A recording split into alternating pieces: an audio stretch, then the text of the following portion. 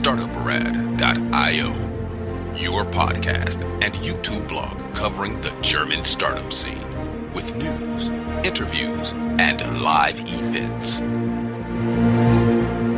Hello and welcome everybody. Happy New Year guys. May 2021 be better than 2020. Hello and welcome everybody. This is Joe from Startuprad.io, your startup podcast and YouTube blog from Germany.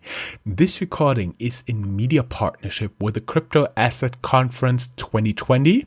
And yes, the conference is already over, but there will be another one coming up in 2021. Go down here in the show notes and check out their website. Also, the organizer is Philipp Sandner, professor at Frankfurt School of Management and Finance and head of its Blockchain Institute. You can learn more about him and the upcoming law that permits tokenization of financial assets in Germany. Go down here in the show notes and there you'll find the link. That said, I got another guy here who is actually working on tokenization of financial assets. Hi, Radoslav, welcome. Hi, thanks so much for having me and Happy New Year from my side as well. That feels a little bit funny because we are recording this end of November, but I told him I made my planning. That's the publication date, and that's why we have to say Happy New Year. You're glad 2020 is over? Well, personally and also business-wise, it has actually been a good year. But of course, with the whole Corona situation, I hope that overall things are going to improve, and I hope that 2021 on a macro level will be a better year than 2020. Ha! There is the trader speaking on a macro level. Let's get a little bit into what you are actually doing. As always, we have linked your LinkedIn profile down here in the show notes. Wherever you're listening to this or watching this, there is a link to our blog post, and in the blog post there is a link to your LinkedIn profile. So people can see, for example, that you worked with Greenhill & Co. in the past. This is a small investment bank. What did you actually do there? So I was an analyst intern, and I was working on M&A transactions, mostly mergers and acquisitions in the chemicals industry, because this is one sector where Greenhill in Germany is particularly strong at. And I learned a lot of skills around financial modeling, cash flow analysis, I did a lot of market analysis. So this was like one of my first career steps and like one of my first real internships that I did. I'm a little bit childish, and first thing in my mind that went up, mergers in the chemical industry, and if it doesn't work out, it goes boom. You're laughing in the background, but people cannot see or hear it. You then went on to actually work full time, and your positions included a position with Roland Berger, a German strategy consulting company, competitor to, let's say, BCG, Bain, and McKinsey. And you've also been a trader at Deutsche Bank. Tell us a little bit about what you do there, what you learned there, and how it brought you to your current position. So at Deutsche Bank, I was in structured products sales for institutional clients. I got there because I did a year abroad while I was at university. I went to University of Warwick, and I did a course on financial derivatives, and I got super excited about the field. And so towards the end of my studies, I applied at Deutsche Bank, and I was at a workshop in Frankfurt, and my group actually has won a competition that they did as a part of the workshop, and then they offered me a role at this desk in London, and I thought that was a great opportunity. Funny thing was, I started there at the beginning of the year 2008, which was a pretty difficult time in financial markets, and particularly in structured products, because the financial crisis was approaching its peak.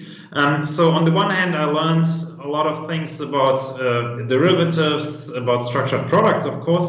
But on the other hand, I also learned what kind of an impact a financial crisis like the one that we've seen in 2007, 2008 can have on bulge bracket banks such as Deutsche Bank.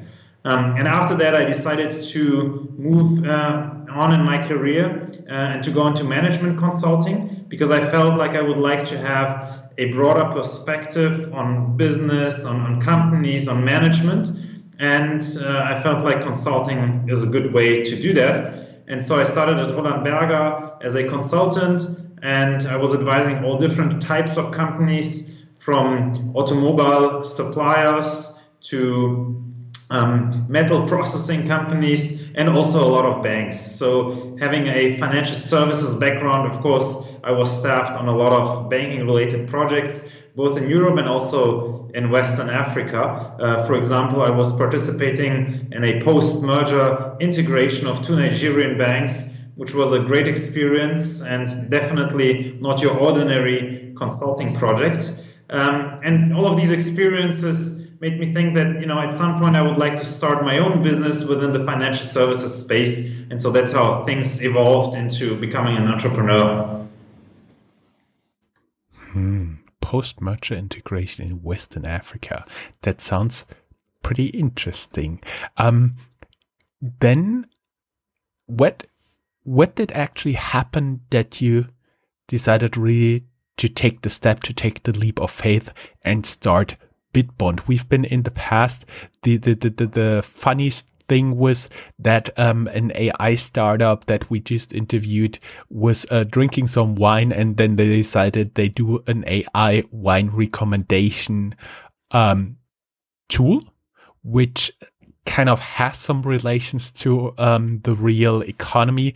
But how did you get started with Bitbond? Because I do understand you pivoted, and in the beginning, the idea was pretty different, right?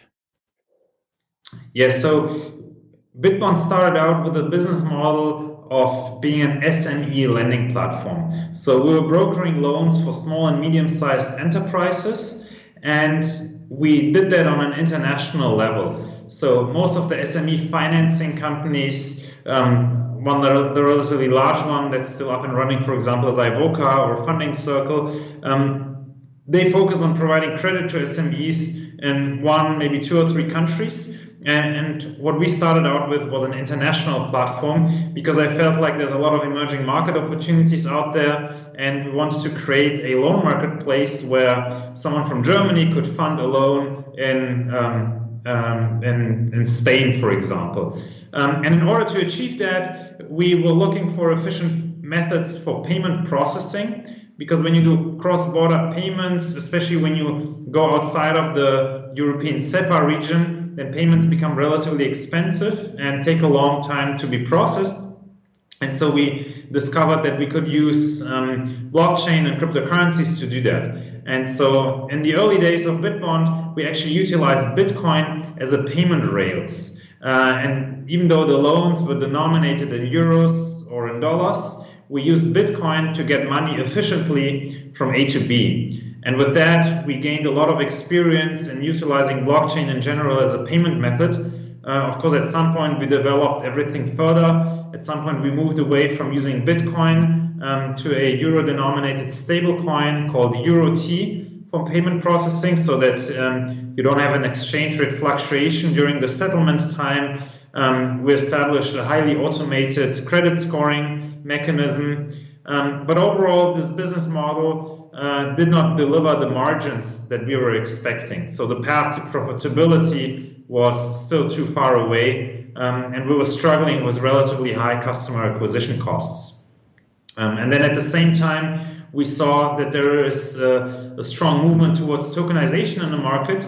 And since I had a strong capital markets background, I said, well, let's try to take that as an opportunity. Let's take the expertise that we have, and let's first of all try to issue a tokenized security ourselves, which we've done in 2019. And then the new business model started to evolve.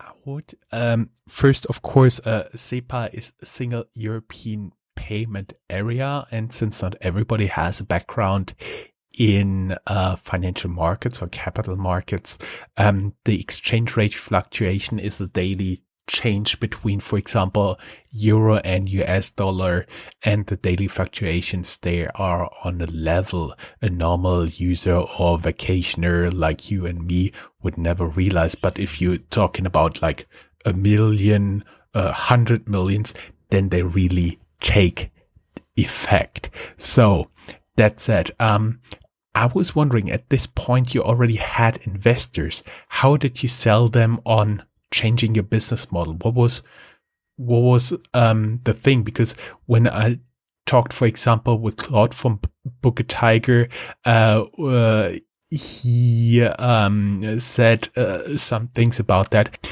and I would be interested on your perspective as well. Yeah, so our investors, we were having a lot of discussions about that, of course, and about the potential change of our business model. But ultimately, we agreed that the SME lending model doesn't deliver the results that we were hoping for originally. And when we started Bitbond as an SME lending platform, there were plenty of other companies going into online lending, but it has proven that not all of them turned out to be very successful, and there was just some aspects around the business model that have turned out to be more difficult than we originally thought, which is something that can happen when you start an early stage venture.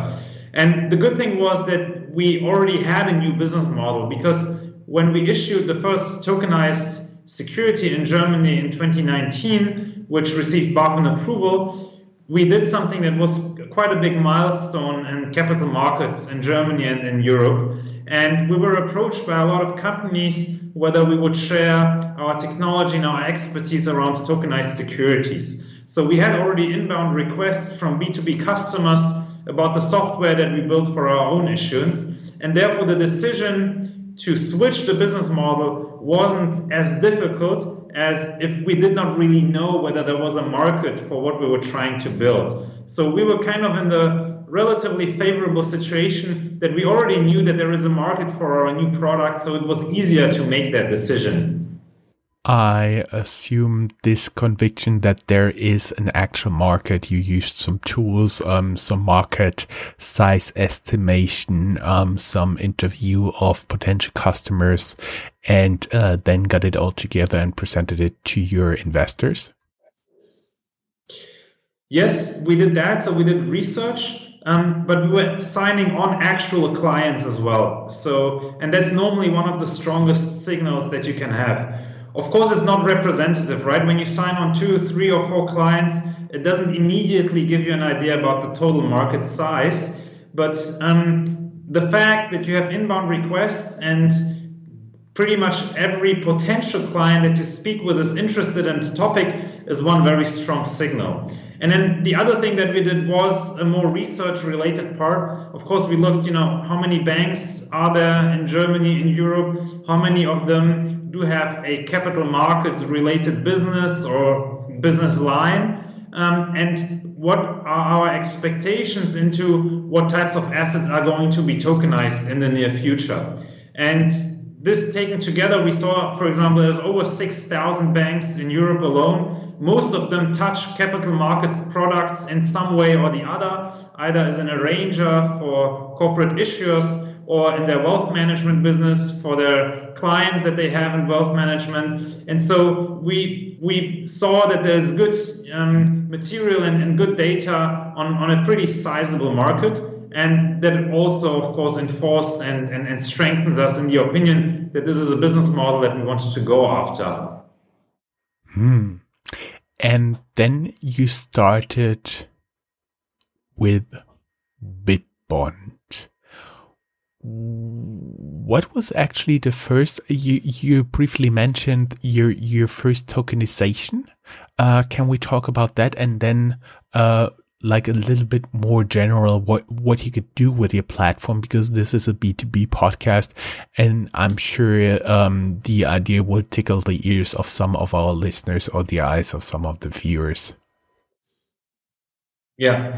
So when we saw that tokenization was becoming a real phenomenon, and this was happening during the big ICO wave of 2016, 2017. We were expecting that this will move to the more regulated segment of the market at some point. And on the one hand, there are huge technical advantages and efficiency gains from tokenizing the proof of ownership in a financial asset instead of having a paper certificate. But we knew that we need to make it compatible to the regulated world. And so we have drafted a legal concept that we approached the regulator with, BaFin in Germany, and we reached a conclusion as to how as it's called, a dematerialized security, which is a security that doesn't have an underlying paper certificate, but that purely exists as a digital token, how that could be issued under the current legal framework. So even before the Electronic Securities Act that you recently discussed with Philipp Sandner. And when we had that concept, we then drafted a proper securities prospectus, submitted that to BaFin for approval. And in January 2019, we were in the fortunate situation to have it approved. And we were the first out of over 130 companies that were attempting to do something similar, but that got rejected by the regulator. And so in mid-2019, we issued our tokenized bond. And with that, we established tokenized securities in Germany. And then from there, we took it and started to create software that allows banks and other financial intermediaries and issuers to issue tokenized securities. And that's pretty much token minting and lifecycle management of securities. And then there is a second component, which is custody. When you have institutional investors, also retail investors, they typically want to have a custody solution. And so we developed a tech stack to provide banks and other intermediaries with the software so that they can provide custody services to their customers. We may also, for the people without financial background, add custody used to be somebody with a big vault and they just lock up your paper-based securities there. Now it is more of a simplification, because many large companies out there, they have all their holdings all across the world and they work with one or several global custodians, and they can always pinpoint where is my security right now, if it's still physical or digital, who holds it for me, how do I get my dividend payments or my interest payments from there, and have like one layer to kind of for counting and controlling purposes as well. And that's what they've been looking for, I assume, as well. Yes, definitely. Because with digital tokens, you have the option to do something that's called self-custody. So I could have a digital wallet on my phone where I can store Bitcoin or other cryptocurrencies, but where I could equally store tokenized securities. However, the big majority of investors, both retail and institutional, they will want someone else to safekeep their assets. Just like we only keep a certain amount of cash in our wallet, 50 euros, 100 euros. If we have more money, we'll typically bring it to the bank, and the bank is a custodian of my cash, because I don't want to have 1,000, 5,000 euros under my pillow, because it's simply more secure when I bring it to the bank. And so the same is true for securities and other financial assets. When I have substantial value in them, I want someone else to take care of these assets as a custodian, because I trust them more that they have a very professional security setup. And so when I do that, and then when my bank offers me custody services and I deposit my tokenized securities with them, then on top of just storage, they also offer me additional services like reporting, for example. Because when I make interest gains in a year, I need to report that to the tax authorities alongside my tax returns. And so the bank would, for example, provide me with a tax statement. And so these are things that custodians also take care of. And so they are add-on services on top of just the storage part. And we may also add why you actually chose bonds for your for your first tokenization and your research, because for most people, securities is just equity like shares. Yes, so securities, we understand it as a general term for all types of assets that are fungible, because fungibility is one of the core concepts of a security. Fungibility means that it doesn't matter whether I own the first stock, the second, or the third one of a BMW share, for example, right? All of them are the same, and I can interchange them, and they are fungible because I can easily trade them in a what's called secondary market. So I can trade them with other parties. And those are the core features of a security. But whether the underlying instrument is an equity or is a bond or is even a fund, for example, ETFs are exchange traded funds, which are pretty much securities as well. That doesn't really matter. The reason we chose a bond for our initial and first issuance was that tokenizing equity under the current regulatory framework is much, much more difficult than tokenizing bonds. This is going to change though, because the German government released its blockchain strategy in 2019, and there it stated that they will make it possible for the market to issue tokenized bonds of all types of forms. Plus, at a later point, they will also change the financial regulation so that tokenized equity, like your common stock, can also be tokenized. So this is something that's more of a thing of the future, but it's definitely going to come. And we also have to discuss that bonds have many more characteristics than, for example, equity. For example, one share in BMW, as you said, is equal to any other. But BMW, for example, they issue bonds like for 5 years, and then they're repaid for 10 years, and then they're repaid. Some of them will be a little bit higher in yield, some of them a little bit lower, depending on the market. Some of them will be in British pounds, some of them in US dollars, and so on and so forth. And you start to see how just one big company can have several issuances out in bonds.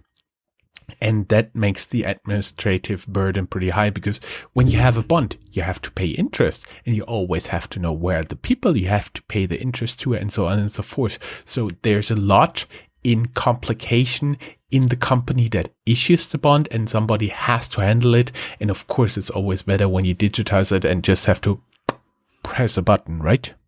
Exactly. So payment processing, as an example, is one core topic that becomes much more efficient with tokenization, because in a conventional bond, for example, you would work with a party that's called a paying agent.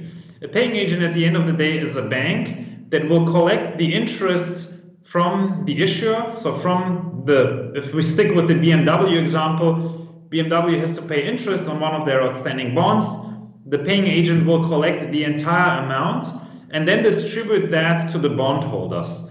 And that's a service that's actually relatively expensive. But with the help of the blockchain and with the help of tokenization, you can completely automate that service, and you pretty much don't need that paying agent anymore. So BMW as an issuer, which is typically paying for the paying agent services, would not need that services anymore and could save the money for it. Plus, the investors would even get their money faster, because the payment processing normally takes several days. And in the tokenized world, when you have a digital euro, for example, you can do that with a click of a button. That is pretty cool. And if I would be a payment agent, I would be thrilled to hear this interview. He's smiling, but you cannot see it. Now we understand a little bit what you guys are offering, what Bitbond is, and at least we see you can smile pretty nicely. That said, what you guys are actually looking for, like investors, like additional clients, like international expansions, what are the next plans and what you guys are looking for? So first of all, obviously what we want to do is we see ourselves as a market leader in the tokenization space today, but we're not the only company with tokenization software, and our goal is to expand our market share, probably just like any other company. So what we're most interested in is to speak to companies that are interested in tokenization, that are interested to partner up with companies like Bitbond in order to establish their own tokenization capabilities with the help of our software. And we're primarily focused on banks and financial intermediaries. One question, could any company approach you, like from the US, from Japan, or do you have legal restrictions there? So in theory, the technology works pretty much the same way across the globe. And we already do have clients from outside of Germany.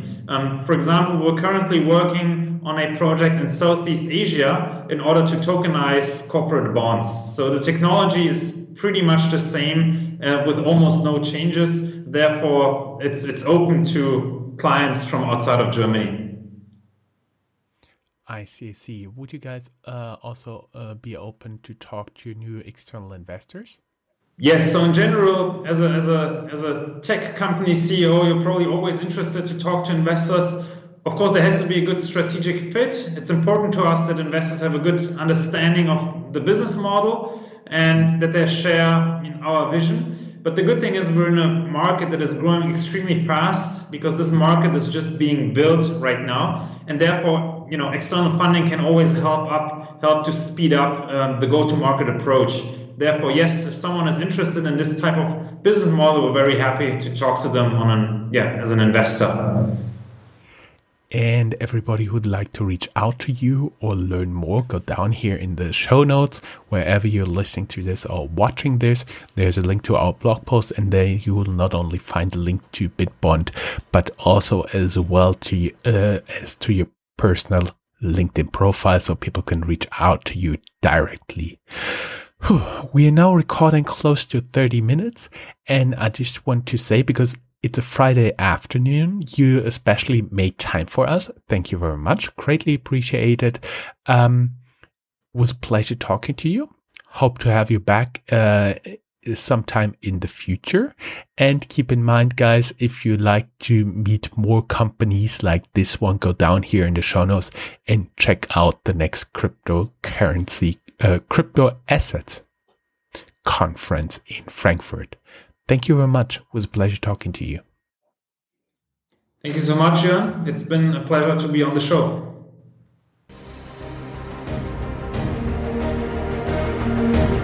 That's all, folks. Find more news, streams, events, and interviews at www.startuprad.io. Remember, sharing is caring.